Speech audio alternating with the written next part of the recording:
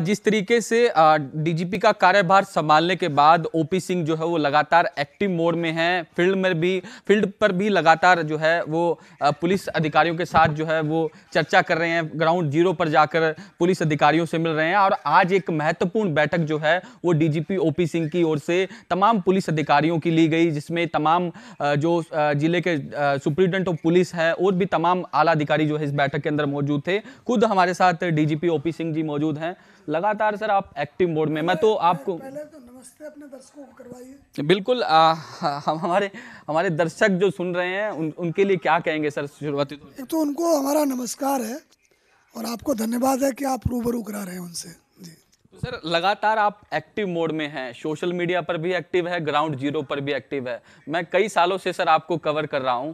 जब आप हिसार रेंज के आईजी थे उस वक्त भी आपका काम करने का तरीका यही था और आज भी इसी तरीके से है। आज एक अहम बैठक जो है आपने पुलिस अधिकारियों के साथ की है, क्या कुछ दिशा निर्देश आपकी ओर से दिए गए हैं सर? देखिए, जो मुझे बात कहनी थी कि होता क्या है कि जो पब्लिक सेफ्टी है वो बहुत बड़ा मुद्दा है। लोगों की ज़िंदगी जो है उससे रोज़ प्रभावित होती है, ठीक है। तो वो जानना चाहते हैं कि आप लोग मीटिंग खेल रहे हो, हमें भी तो बताओ कि क्या कर रहे हो, कैसे कर रहे हो। ये हमारे जान माल का सवाल है। तो मेरे पास कोई मास्टर प्लान नहीं था कि मैं चिट्ठियाँ लिखूँगा उसके बाद मीटिंग करूँगा, ऐसा कुछ नहीं था। बट जो एक संवाद की जो मौलिक ज़रूरत है कि आप लोगों को कहें तो सही कि आप क्या चाहते हैं अपने मुलाजिमों से, लोगों को कहें तो सही कि आपके दिमाग में क्या है। तो उसी क्रम में मैंने 1, 2, 3, 4 चिट्ठी लिखी, जिससे कि हमारे मुलाजिम जो हैं और वो अपना पढ़ के अपनी फुर्सत से 4-5 बार ये समझ लें कि भाई लोगों को के लिए हम काम करते हैं, तो लोगों की क्या ज़रूरतें हैं, लोगों की क्या दरकार है। तो उस बारे में हम एक दूसरे से डिस्कस कर रहे हैं और हमारा जो मकसद है अच्छी क्वालिटी का पब्लिक सेफ्टी देना। आप घर बाहर सड़क बाज़ार दुकान में ये लगे कि जो लोग हमें तंग करते हैं उसके बारे में पुलिस को जानकारी है, पुलिस उस पर एक्शन ले रही है और अगर कोई गड़बड़ करेगा तो उसको टांग देगी। तो ये चिट्ठी के क्रम में ख़त्म हुआ। अब है कि लीडरशिप जो होती है ना जी, चिट्ठी चुट्टी से नहीं चलती। अंत में तो आपके आदमी हैं, आपको देखना सुनना चाहते हैं आपके दिमाग में क्या है। तो हमने आखिरी छोर तक सिपाही तक को हमने कहा कि वीसी के थ्रू मैं उनसे बात करना चाहूँगा। वो ये कहना चाहता हूँ कि हम जो जब फील्ड के दौरे पर आएँ, चाहे यहाँ बैठे हैं, तो हमारा एक ही काम है कि अपनी फोर्स को हम वर्किंग ऑर्डर में रखें और फाइटिंग फिट रखें। हमारा इतना ही काम है। और आगे आपका काम है कि जो भी आपसे मिले तो आप 3 गोल्डन वर्ड का इस्तेमाल करिए, साफ करके बात करिए।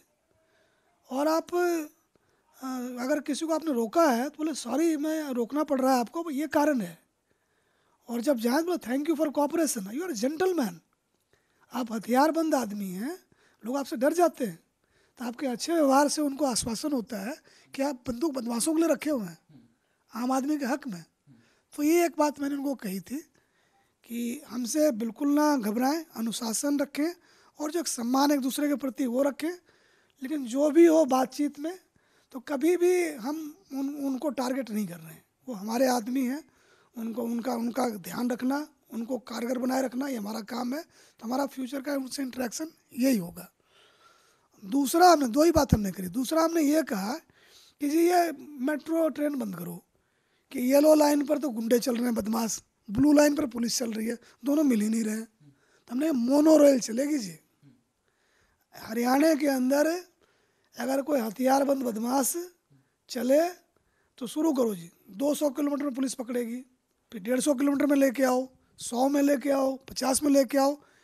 ये मोनो रेल चलनी चाहिए। बदमाश हरियाणा में घुसे तो कहीं ना कहीं उसको पुलिस मिलनी चाहिए। खुली छूट दी, खुली छूट नहीं दे रहे हैं जी, ऑपरेशनल नीड है। आखिर देखो, अपराध जो बदमाश बदमाशी करता है, गोली गाली चलाता है तो प्रकट थोड़ी होता है। किसी गाड़ी में बैठता है, कोई रास्ता टेक करता है, टारगेट आइडेंटिफाई करता है।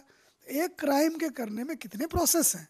किसी ने कहा जी उसको लूट लेते हैं, ठीक है, फिर रेकी करते हैं वहाँ, फिर लॉन्च पैड पर जाते हैं मारने से ठीक पहले, फिर वहाँ जाते हैं, फिर एग्जीक्यूट करते हैं, फिर भागते हैं। इतना लंबा काम है, पुलिस कहीं तो पैर घुसाए। तो हम यही कह रहे हैं कि अपनी क्षमता बनाइए। आज की डेट में 300-400 गाड़ियाँ क्राइम यूनिट की है। 2-3-4-5 हज़ार आदमी क्राइम रेट के सड़कों पर घूम रहे हैं। हमने जी आप कैसे घूम रहे हो कि आप उससे मिलते ही नहीं, मिलो। क्रिमिनल इंटेलिजेंस का जो वैक्यूम है जी उसको भरा जाए, हमने ये बात कही है। बदमाश अगर पूरब से आ रहा है, आप पश्चिम से उनको मिलिए। और हमने बहुत स्पष्ट कहा, हम लोग जी कानून को मानने वाले हैं, हम किसी की हानि नहीं चाहते हैं। हमने ये कहा कि अगर कोई विरोध ना करे तो गिरफ्तार करिए, अगर कोई विरोध करता है गिरफ्तारी का तो आवश्यक बल का इस्तेमाल करिए, और कोई आप पर हमला करता है जान लेने की नियति से, फुल फोर्स इस्तेमाल करिए, मर के मत आइए। हम आपकी पत्नी को काइंड ऑफ फेस नहीं कर सकते, वो कहेंगे जी आपने हमारा हस्बैंड मरवा दिया। तो सुरक्षा, अपनी जान की रक्षा के लिए, किसी और की जान की रक्षा के लिए और संपत्ति की रक्षा के लिए, अपने के लिए आपको कानून में अधिकार है कि आप बल प्रयोग करके अगर इस क्रम में किसी की जान भी चली जाए तो आपका कोई दोष नहीं। तो हम कानून के मानने वाले लोग हैं, नियम से चलने वाले लोग हैं और प्रोपोर्शनेट हैं कि जितना करेंगे उतना भरेंगे, पीछे नहीं हटेंगे।